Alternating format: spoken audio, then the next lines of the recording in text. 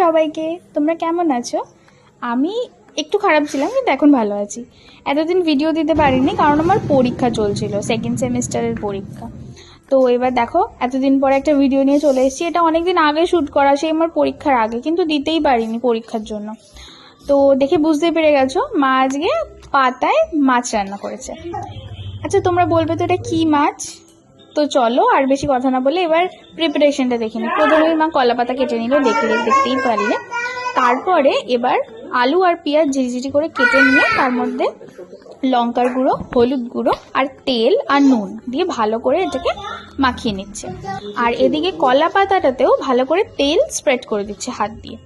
দিয়ে তারপরে যেমনভাবে সাজায় সেরকমভাবে সাজিয়ে দিয়ে তোমরা অন্যরকমভাবেও দিতে পারো, যেমন তোমাদের মনে হয়। কিন্তু মেক শিওর করবে পাতাটা যেন একটু বড় নাও। আমাদের এখানে পাতাটা একটু ছোট হয়ে গেছিলো, ওই জন্য পরে দেখতে পাবে একটুখানি যে মানে যেটা ফুটেছিল, মানে যে জলটা বেরিয়েছিল ওটা বাইরে বেরিয়ে গেছিলো, ওটার জন্য বাইরে না বেরোয়।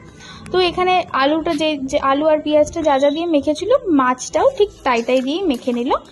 মেখে ভালো করে মেখে নেবে, দিয়ে মেখে এবার যেমনভাবে খুশি তোমরা সাজাতে পারো।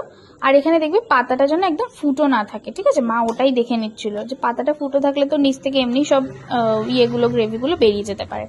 তো এখানে আমাদের একটা পাতাতে হয়নি, তাই জন্য আমরা পরবর্তীকালে আবার আরেকটা পাতাও নিয়ে নিয়েছিলাম।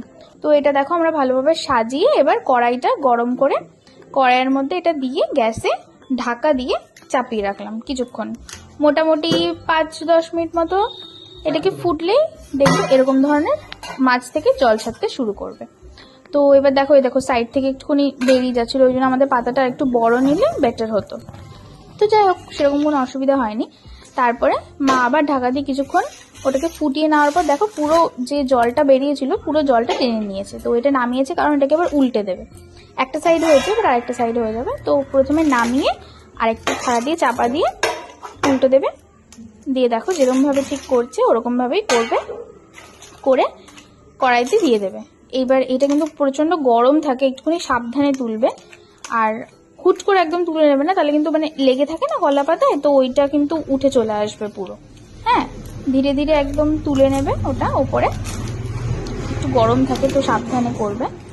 তো ওইটা করে দিয়ে তারপরে এটা আবার তোমরা কড়াইতে চাপিয়ে দেবে, একটু ঢাকা দিয়ে কড়াইতে চাপিয়ে দেবে, তাহলেই এটা তৈরি হয়ে যাবে। দেখো মা আবার কলা পাতায় চাপিয়ে দিয়েছে, তো এই সাইডে আরেকটা চাপিয়ে দিয়েছে। বললাম না আমাদের একটাতে হয়নি, মাছটা একটু বেশি ছিল। তো এগুলো হচ্ছে আমাদের ওদিনকার মেনু।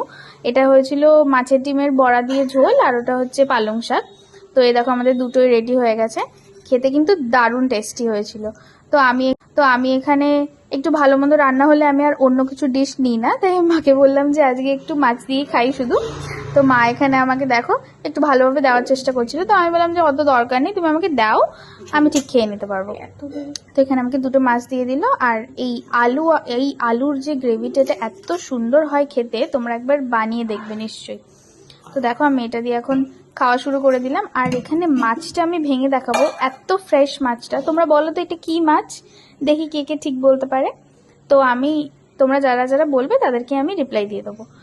তো আমি এখানে খাই, আর তোমরা এটা বানালে আমাকে নিশ্চয়ই জানিও। টাটা।